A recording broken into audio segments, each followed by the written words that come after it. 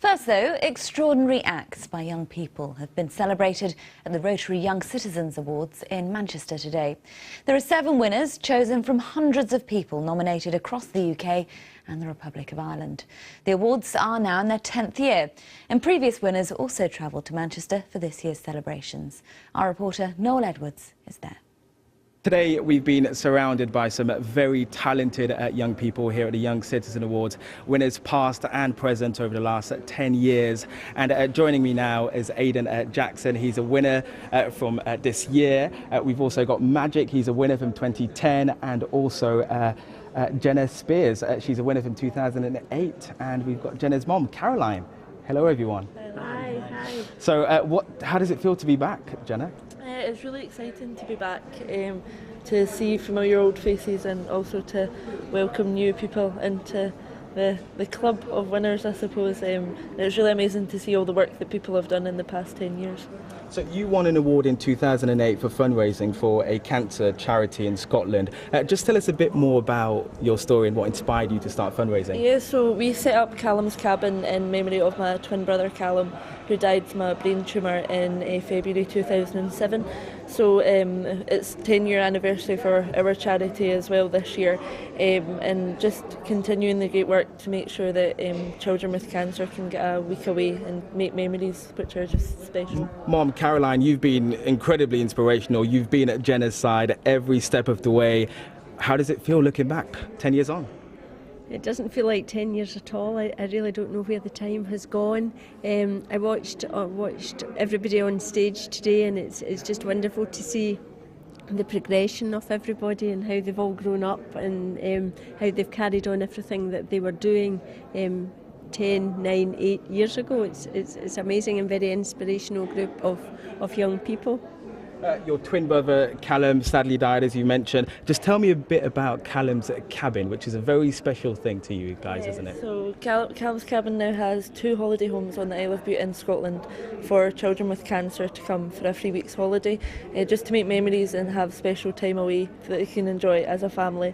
Callum's Cabin was Callum's idea. He wanted it to happen, so it's just a way of keeping his name alive and his dream going.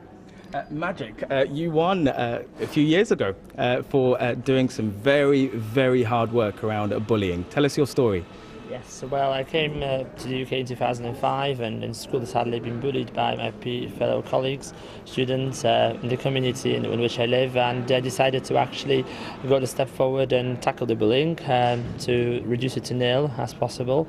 And I've actually managed to run a number of clubs in the school, as well as get involved in sport and get all the kids involved in what was happening in the area to actually try and bring the cultures together. So instead of shying away and allowing the bullies to win, you have been very instrumental, you've been proactive, and look at you now. How does it feel when you look back at your journey? Well, it's winning the awards back in 2010 just opened my door and allowed me to actually grow to 360 degree. I've managed to turn my volunteering and the time I was spending to actually a business venture, and now allowed me to actually join the Rotary and now help more and more people in the community, not only as a volunteer but also in the work-wise. And I think all attention now onto Aidan. Aidan's this year's winner. Aidan, how do you feel? I mean, it's just brilliant, isn't it? I mean, you see all these things in the newspaper about like all the bad that young people are doing, and then you come here and then you see all the other stories, and it's just like shining a light in the darkness, really, just showing people what you can do when you put your mind to it. And you've been recognised for raising a lot of money for charity. Just tell us a bit about your story and what inspired you to start fundraising. What inspired me to start fundraising was trying to keep one of my friends who sadly passed away in 2014, Olivia. She had very mental and physical disabilities that stopped her from walking, speaking, but whenever you got near her, she always had a smile on her face, and you just knew that she was happy that you were there and she wanted you to be there with her. But when she died, her family wanted to keep her memory alive by making a charity to help other people like her, by buying medical equipment, buying holidays, and just general days out helping people.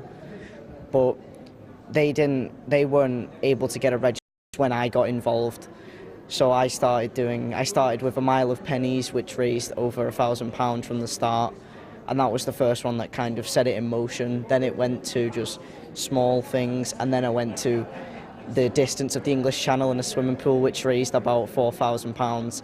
And then my latest one, which was filling a stadium with over 11,000 teddy bears, which took my total up to £16,000 raised for the Olivia Alice Foundation. We're all just looking at you right now, absolute amazement. Okay, drum rolls, very quickly, how much have you raised so far?